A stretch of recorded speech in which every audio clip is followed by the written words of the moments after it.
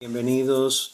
Leemos en el Pirkei Avot, en lo que es el capítulo 6 en continuación, la concentración de la mente, discernimiento e inteligencia del corazón. Estas dos cualidades implican que en conjunto la capacidad de concentrarse mentalmente para asimilar los conocimientos de la Torá. Rabbi Yaakov Emden, erudito y también tremendo talmudista, en el siglo XVI, XVII, en su comentario titulado Lechem Shamayim interpreta Sichlut en un sentido de Histalut, es decir, de visión espiritual de las cosas. Él nos menciona algo bastante interesante. Él nos dice que lo que el alumno necesita aprender antes de todo, la manera de estudiar, es esto. Nuestra época se orienta cada vez más hacia la vulgarización y la democratización de los estudios. Y el resultado de esto es una pérdida del nivel correcto. Los estudios son ahora más superficiales y muchos de los alumnos que desean conocer la Torá carecen de la necesaria capacidad de conocimiento. En el primer lugar, hay que concentrarse en el tema del estudio. El que aborda la Torá distraídamente, el que no hace el esfuerzo de la voluntad necesario para orientar su pensamiento hacia el tema en cuestión, nunca conseguirá asimilar lo que están explicando. El propósito del versículo de Ezequiel, capítulo 40, verso 4, que trata del santuario futuro, y en que Dios le dice al profeta: Hijo de hombre, mira con tus ojos y oye con tus oídos y pon tu corazón sobre todo lo que te mostraré. En Yalkut comenta, si para el templo, que es algo correcto, concreto, Dios le pide a Ezequiel que se movilice su vista, su oído, su pensamiento para poder darse de cuenta realmente de la magnitud de la obra, que esta concentración de los sentidos y de mente será tanto más necesario cuanto se trata de asimilar las ideas abstractas de la Torá. Midrash Yalkut y Ezequiel 3:80. Pero no basta de adquirir y dominar los conocimientos extensísimos que contiene el texto sagrado. También es preciso saber aplicarlo en la práctica, y eso requiere binar jalé, discernimiento, cualidad, la cualidad que permite pensar en lo abstracto se le debe añadir en la visión espiritual de las cosas, con el fin de ilustrar esta cualidad tan fundamental en un maestro. El Talmud, al referirnos de su comentario o sentencia de nuestros sabios, suele precisar las circunstancias o sentencias de nuestros sabios. Y por ejemplo nos explica, suele precisar las circunstancias en las cuales son enunciados. Por ejemplo, se nos explica que el rabino Yoshua estaba viajando en un barco y cuando hizo determinada observación o comentario, el rabí Akiva estaba en la cárcel. Cuando pronunció, cuando éste pronunció ciertas palabras, el rabí Hanina ben Teradión estaba subiendo en el hoguero cuando dijo que tal o cual cosa. Cada uno de estos maestros nos da una lección que inspira su propia experiencia. El ilustre rabino Moshe Sofer cuenta que uno de sus maestros, Rabbi Nathan Adler, que era un Cohen, hubiera podido efectuar lo que es ciertos aprendizajes. ¿Qué fue lo que dijo el rabino Adler? Aborar de los sumos sacerdotes hubiese existido en su época. Temor y respeto es un grado de competencia, solo puede alcanzarlo aquel que está conscientemente en todo momento del inestimable, el estimable valor de la Torá. Él se acerca a ella con el temor y el respeto que le debemos al maestro que nos ha entregado. Por eso es muy importante que cuando estamos estudiando Torá, una de las cosas que estamos haciendo es tratar de remover todas las vulgaridades y cosas no apropiado en nuestra mente para poder enfocar en lo que es lo sagrado.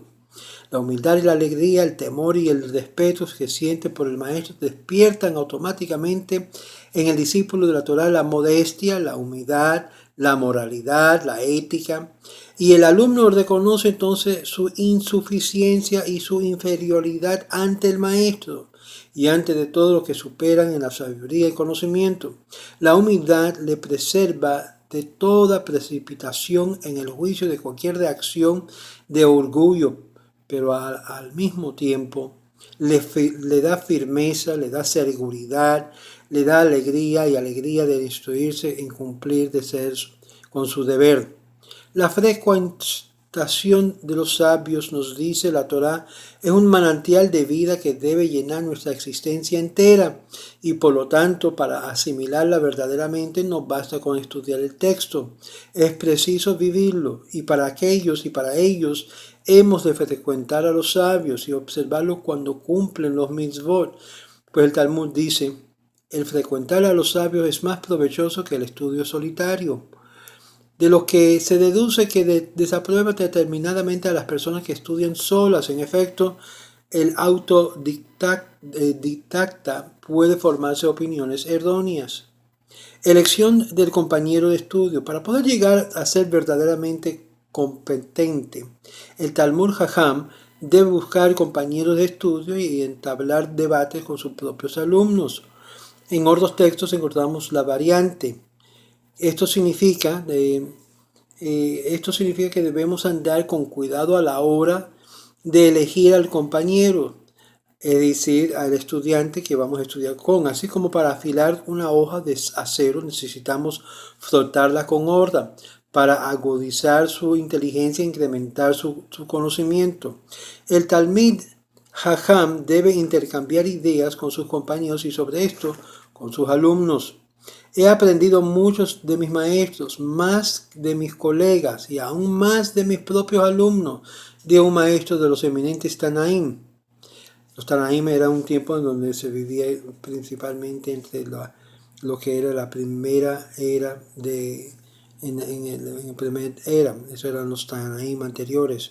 Así como la segunda concepción judía, el pobre que acepta la limosna le hace al donante un favor mayor en que recibió de él. Del mismo modo, sea cual sea la extensión de su sabiduría, el maestro puede aumentarla aún más discutiendo con sus alumnos. La persona que le hacen ellos y las respuestas que él le da constituyen al pilpul hatalmadim, al que se refiere al texto. Una etapa muy importante es el proceso de el aprendizaje de la Torá.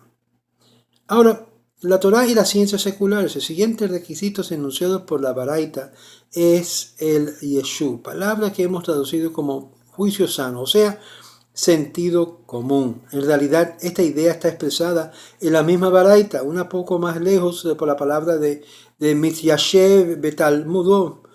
Por eso, a mi parecer, el término Yeshuv abarca aquí el concepto mucho más amplio que incluye el estudio de las ciencias profanas y el ejercicio de una profesión. La experiencia de la vida, en general, todo que puede contribuir al progreso de la humanidad, Yeshuv Shel Olam, pues como dice el Midrash o el Mishnah al final del primer capítulo de Kedushin, el que no tiene conocimientos ni tanágicos, ni talmúdicos, ni profanos, Eino min ha-Yeshuv, no puede contribuir a la vida en la sociedad. Pero todos, como vemos, tenemos una experiencia, un conocimiento a un cierto nivel. Por lo tanto, todos podemos contribuir a la sociedad. Y si piensas que no, entonces hay que aprender. El hecho de que la Baraita considera el Yeshuv HaOlam como un requisito indispensable para el aprendizaje de la Torá significa que el ejercicio de una profesión o el estudio de la ciencia profana no son en absoluto perjudiciales para el estudio del texto sagrado. Las actividades laicas instituyen, al contrario, al natural complemento o complementa de este estudio. No puede ser de otro modo, ya que la Torá ha sido llamada Torah Hayim, es decir, las leyes o las leyes de vida, es decir, que su plena y total realización es inconcebible fuera de la vida activa. Los sabios de la época talmúdica son la perfecta demostración de esta vida y de esta verdad. En efecto, ellos no ignoraban ninguna rama de la ciencia humana, lo opuesto. Al mismo tiempo, tampoco como leemos la despreciación, el trabajo manual. Sabemos, por ejemplo, que Mar Samuel de Nahardea tenía grandes conocimientos de astronomía y también muchos de los Tanaim y los Amorim ejercían oficios más humildes, incluso de jornalero. De esta manera, cada uno dentro de su especialidad contribuyó a Haolam, pero resulta también evidente que para todos ellos la verdadera profesión, la meta de la vida principal o principal de la vida era el estudio de la Torá y lo demás eran un accesorio. Aconsejaron a los padres escoger oficios fáciles y honestos para sus hijos. Kedushin 4:14. También enseñaron que más vale ganarse el sustento con cualquier trabajo, aunque sea el de cargador, que vivir de sedacá.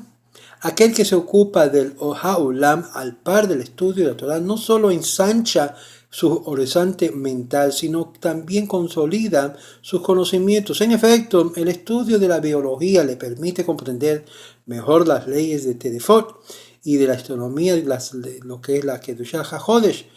Es preciso conocer las leyes físicas para resolver numerosos problemas de la halajá. Ya están relacionados con cuestión de los alimentos prohibidos y con la observancia de Shabbat. También es necesario familiarizarse con la noción y reglamentos actuales del crédito para poder aplicar al caso correcto las leyes talmúdicas relativas al rebit, es decir, los préstamos de interés, porque el judío no puede cobrar interés al otro judío. La ley escrita y la ley oral. Aquí el texto ha tratado en general de las condiciones que hay que cumplir para poder adquirir conocimientos. Ahora se refiere al contenido de las enseñanzas. Afirma que el estudio de la Torá y la Mishnah son también requisitos indispensables, la cual puede sorprendernos, ya que estos textos constituyen precisamente la substancia misma de la Torá.